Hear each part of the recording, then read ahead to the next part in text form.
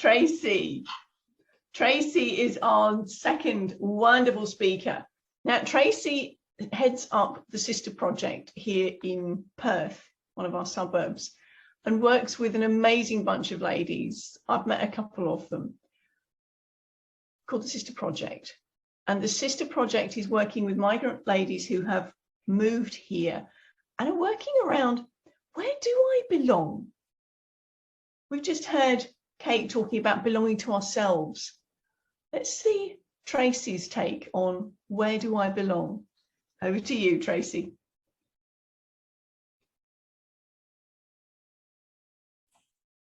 Gotcha. Thank you. Hi, everyone. Where do I belong? The very wise Maya Angelou said, "You are only free when you realize you belong no place, you belong every place, no place at all. The price is high, the reward is great." Growing up, we moved around a fair bit from city to country, to surfy town and farming village. I was often the new girl, the outsider. I became self-reliant and capable of looking for patterns and characteristics in new people and finding potential new connections and friends.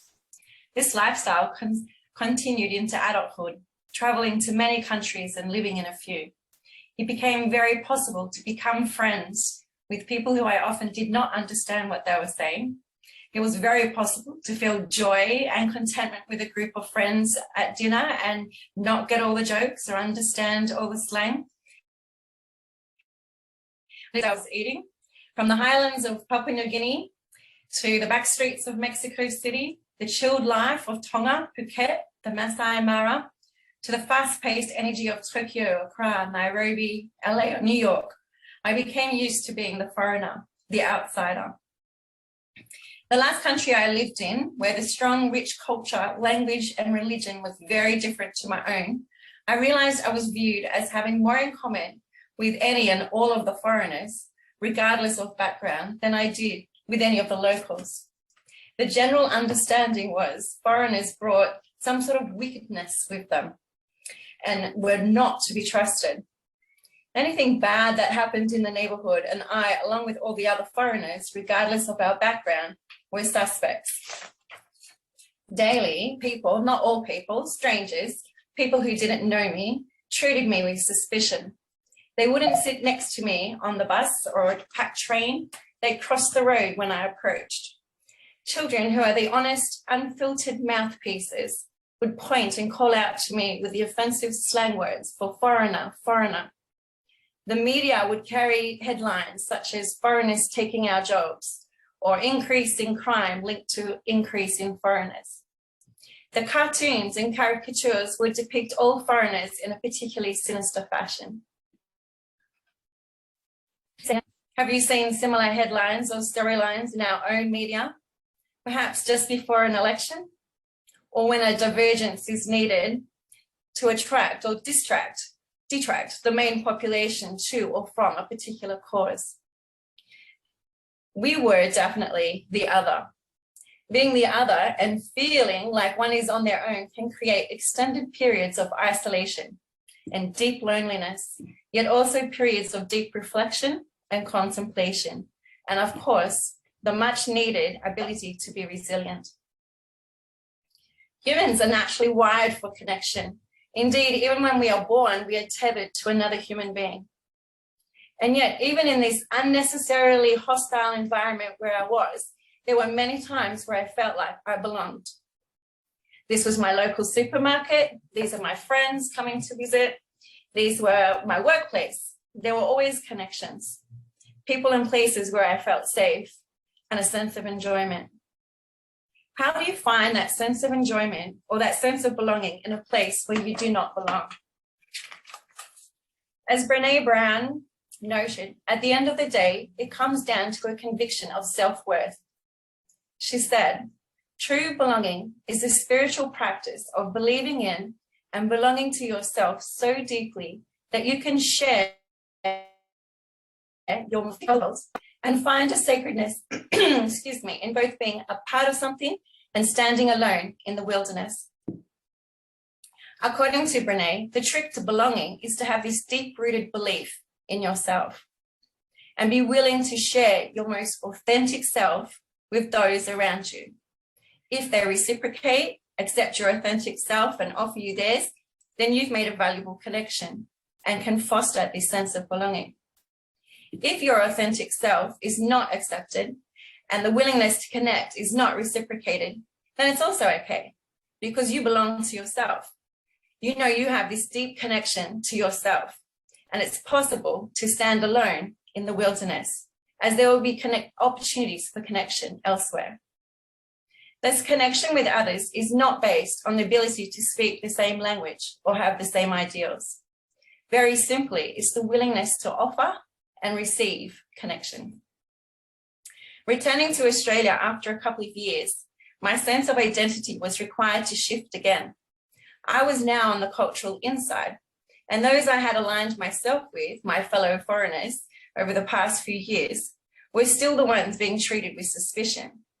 In the creative world of us and them, I had become an us team player, but my peers were still falling in the various social.